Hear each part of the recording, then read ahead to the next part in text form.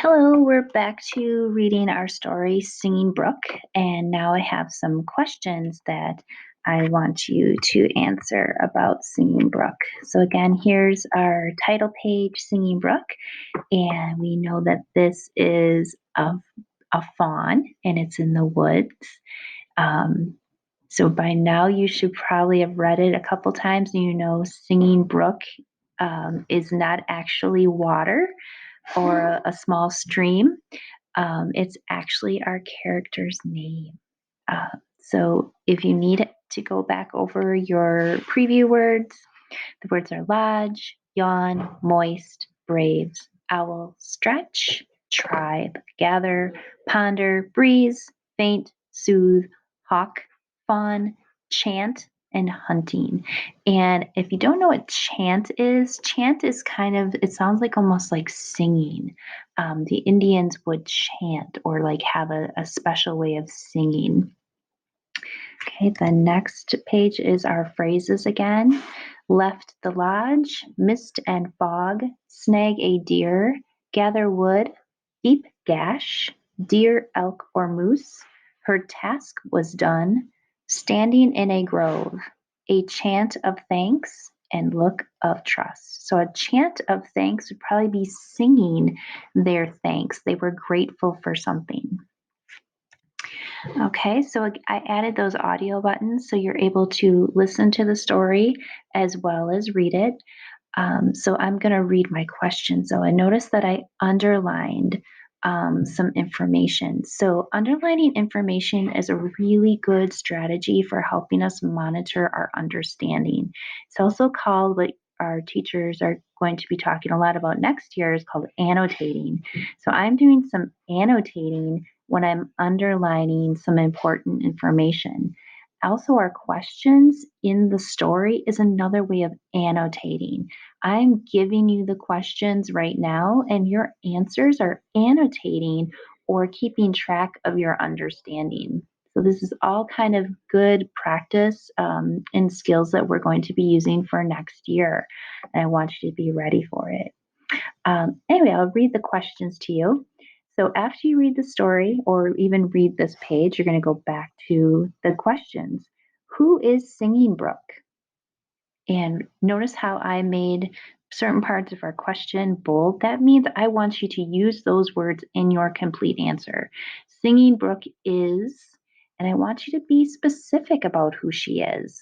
Not just she's a girl, but what kind of girl? She's no ordinary girl. See if you can go a little bit more into detail about what you know about Singing Brook. The next question is, what was wrong with the fawn? So here I kind of annotated when Singing Brook saw a fawn. So I want you, that'd probably be a good clue. It is a good clue that tells you that's where you're going to find out what was wrong with her. The next question is, what problem was the tribe having? So again, I annotated right here, tribe did not have, I kind of put it right by that information.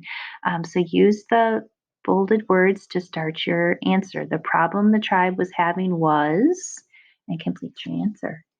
Then you're going to read the next slide again and answer these questions. What do you think might have happened to the fawn? So you found out a little bit more on this page what was physically wrong, but how do you think the fawn got that way? So it's what do you think? And the next question is, why was Singing Brook hiding the fawn from the tribe? So I annotated right here, I underlined help hid it. That is a clue for me to go back and for you to go back and reread that part and really think about what does the story tell us that why was she being so secretive about the fawn? And then the last page is where our conclusion will happen. And I have 3 questions about the ending. How is the tribe feeling at the end of the story? And why? That why is really important. Like, how did you know that they felt that way? Would also be a good way to put that in your answer. So, again, your words to start the tribe was feeling. So, the words right in the question help us write a complete answer. The next question, what happened to the fawn at the end of the story? So I did some annotating. Look where I underlined.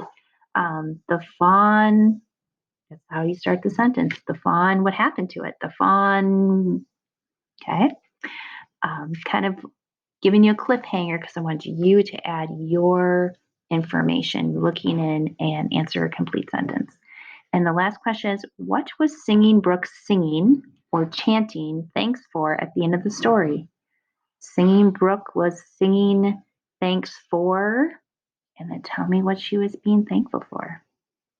Okay, so those are your check understanding questions, and also me explaining a little bit of why and why we are answering questions and complete sentences, and also telling you about annotating.